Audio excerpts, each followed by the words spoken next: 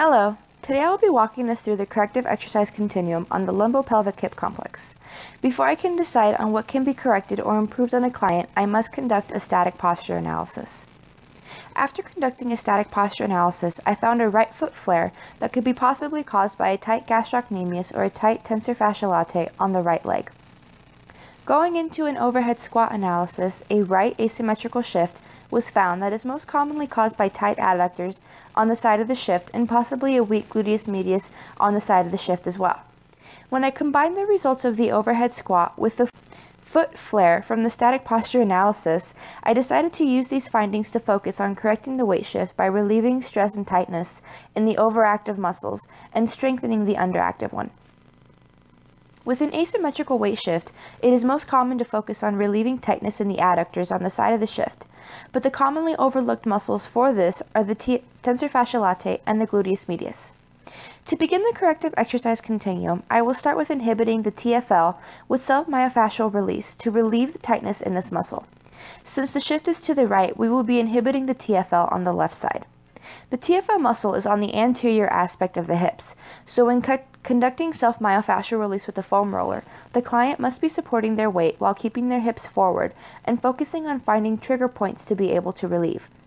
This muscle is one of the more unpleasant muscles to conduct SMR on, but it will feel much better afterwards. Allow the client to take their time going through the SMR and allow them to focus on these trigger points, but don't let them stay in one area for more than a minute at a time.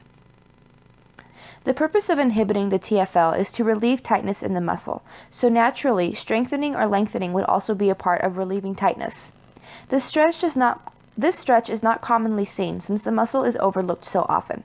Start the client off by placing the leg opposite of the side they are stretching out in front of the other.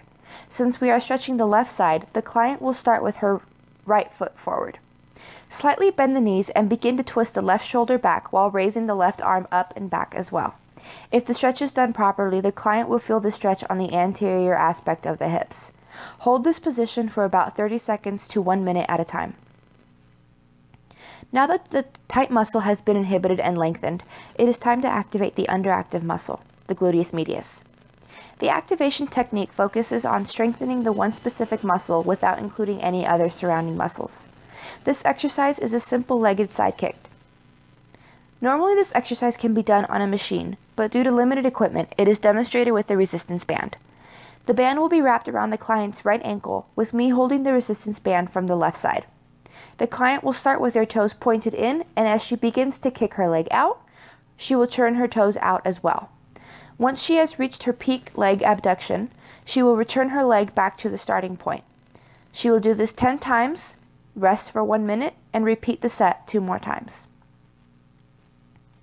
After the gluteus medius has been activated, it is time to integrate it all into one exercise that will include multiple kinetic chains in the body.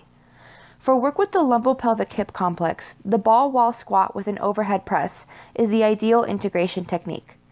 This exercise can be done with or without weight, but my client will be conducting this exercise with 5-pound dumbbells. She will start by supporting a Swiss ball between her lower back and a wall. Once the ball is situated comfortably, she will go into a squat, hold it for a second, and return to her beginning stance while pushing her hands up into an overhead press. She will do 3 sets of 5 to start with.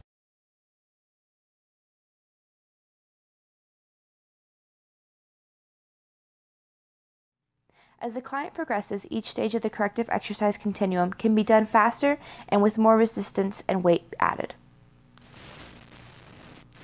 The end.